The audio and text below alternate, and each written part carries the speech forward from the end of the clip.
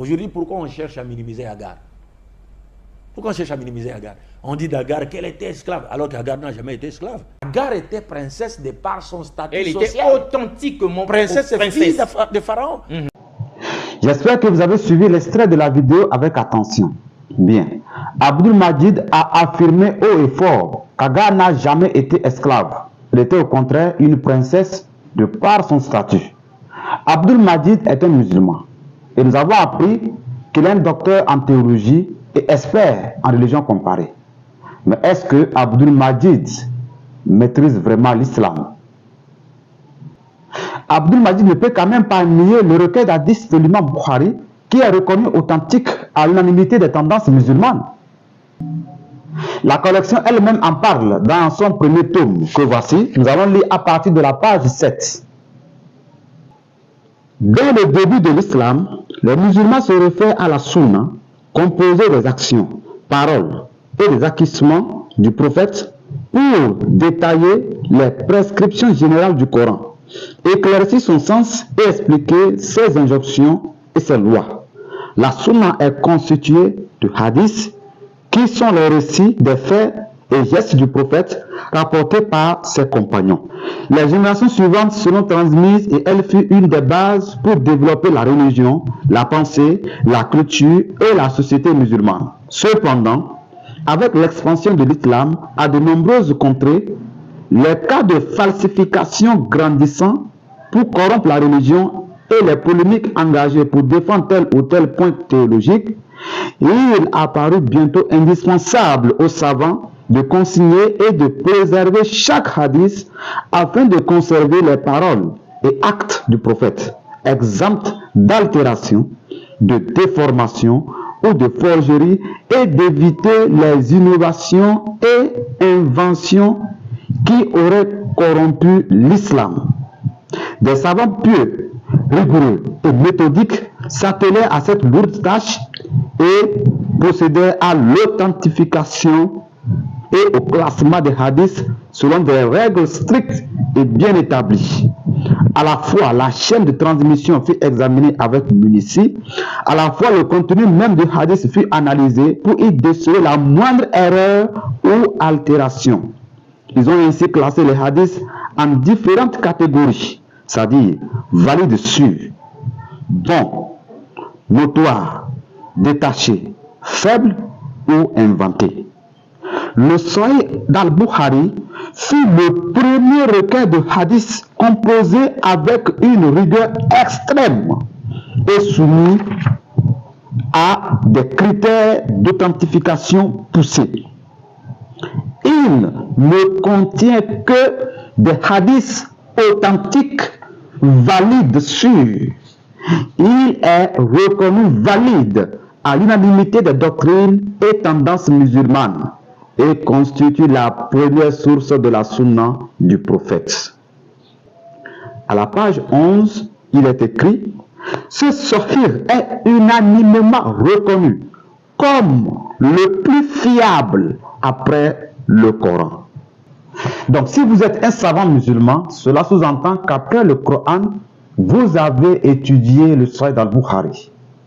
Alors voyons si Abdul Majid maîtrise vraiment l'islam lorsqu'il affirme que Agar n'a jamais été esclave.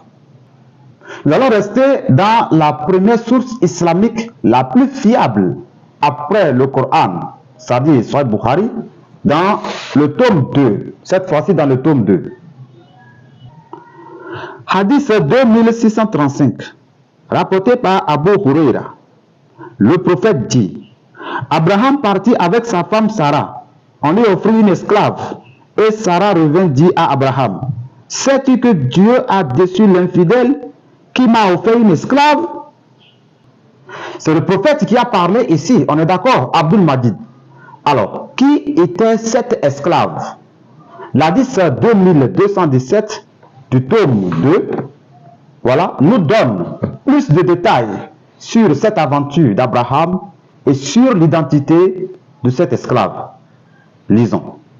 Abu Huraira rapporte, le prophète dit: Abraham émigra avec Sarah sa femme et arriva avec elle à une ville gouvernée par un roi oppresseur. On vint lui signaler qu'Abraham était accompagné de la plus belle des femmes. Le roi envoya demander à Abraham qui était cette femme. C'est ma sœur, leur dit-il. Ensuite, Abraham revint dire à sa femme, je leur ai dit que tu es ma sœur. Ne me désapprouve pas. Je jure par Dieu qu'il n'y a point d'autre croyant sur terre que toi et moi. Alors, il la lui envoya. Le roi alla vers Sarah. Alors elle fit ses ablutions et se mit à prier. Elle dit, Seigneur, si tu sais que j'ai bien cru en toi et à la mission de ton prophète et que j'ai préservé mon sexe, sauf pour mon mari, ne me fais pas subir ce mécréant. À ce moment, le roi eut le souffle coupé et se mit à frapper le sol des pieds. Al-Haraj Abdraman ibn Armuz al-Madani rapporte selon Abu Salama, Abdallah ibn Abdraman ibn Auf az-Zuri selon Abu Huraira, qu'ensuite Sarah implora Dieu en disant, Seigneur, s'il meurt, on m'accusera de meurtre. Alors, pour la deuxième fois ou pour la troisième fois, le roi reprit le souffle et dit, je jure que c'est un démon, celle que vous m'avez amenée. Rendez-la à Abraham et donnez-lui Agar, l'esclave. Sarah retourna auprès d'Abraham et lui dit, tu sais, Dieu a humilié le mécréant et m'a donné une esclave pour me servir. L'hadith est rapporté par Abu Huraira. Et si vous avez fait la science des hadiths, vous devez savoir qui est Abu Huraira en matière des hadiths rapportés de la part du prophète. Abdul Majid, le prophète a dit que le roi oppresseur, après la mauvaise expérience qu'il a vécue avec Sarah, a dit, donnez à Sarah Agar l'esclave et non la princesse.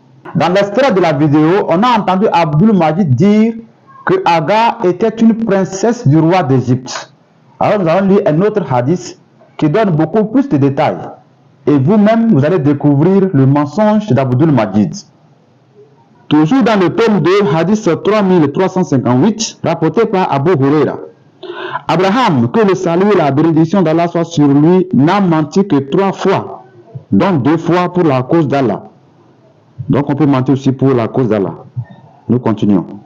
La première, Allah le Très-Haut dit, Abraham jeta un regard sur les étoiles et dit, je vais bientôt tomber malade. As-Safat, verset 88.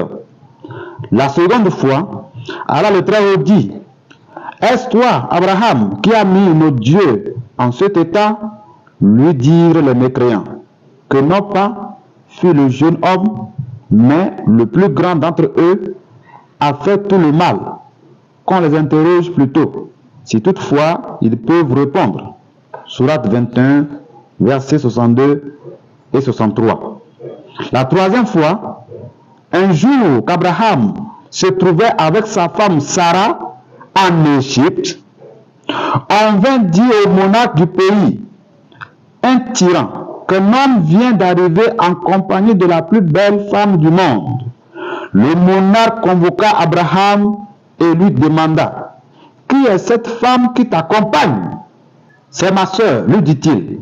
De retour auprès de Sarah, Abraham lui dit, dans ce pays, il n'y a aucun croyant sauf nous deux. Le monarque m'a questionné sur toi. Je lui ai dit que tu es ma sœur. Il ne faut pas me démentir. Le roi envoya chercher la femme. Quand il voulut mettre la main dessus, il tomba en convulsion. Invoque Dieu pour moi, lui dit-il, et je ne te ferai pas de mal. Sarah invoqua Dieu et l'homme fut relâché.